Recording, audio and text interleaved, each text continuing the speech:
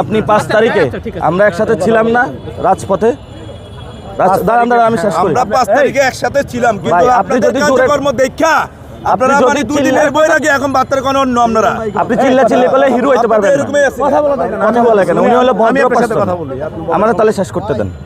একদম স্যার, আমরা 5 তারিখে সবাই একসাথে ছিলাম না?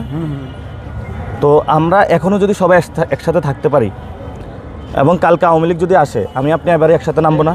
অবশ্যই ভাই। ক্যামেরাটা আপনি বলতে পারবেন যে আমি রাজপথে ছিলাম না, আমিও বলতে পারবো না আপনি ছিলেন না, একসাথে ছিলাম।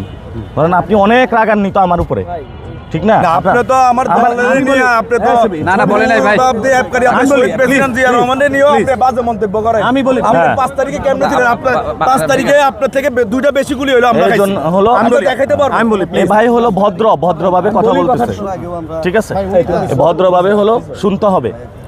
আমরা এখন একসাথে থাকবো।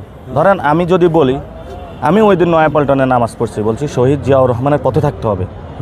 বেগম খালেদা জিয়াকে আমি নিজেও দেখা করতে গেছি, আমি ওনার সাথে দেখা করছি। উনি আমরা যাওয়ার পরে এই অসুস্থতা থেকে 5 তারিখ ওরা ওইটা হাসি দিছে, আমরা ওনারটা বুঝি। কিন্তু যখন আমরা আবার এই মানুষের কাছে যাই, যে মানুষগুলা শহীদগুলা জীবন দিছে, অনেক জায়গায় কিছু সমস্যা হচ্ছে না, আপনি করেন, আপনি ভালো লোক, আপনি ভালো লোক, কেউ করতেছে তো। আমি আপনাকে বলি, দেখেন আপনি যে বিষয়টা বলতেছেন, আমরা চাই সব কিছু, কারণ আমরা আমাদের নির্বাচনী অফিস এখনো খুঁজে পাই নাই। আমরা নির্বাচনী অফিস নিব, বাংলা মোটরে আসবো। আপনাকে আমি চায়ের দাওয়াত দিলাম, আপনাকে চায়ের দাওয়াত দিলাম। আজকে আমরা একটু গণভোটের পক্ষে হায়ের প্রচার। আমরা গণভোটের না পক্ষে। এই নাসির ভাই, না আপনার নাসির ভাই, এই নাসির ভাই, আমি আপনার সাথে কথা বলি। আপনার দল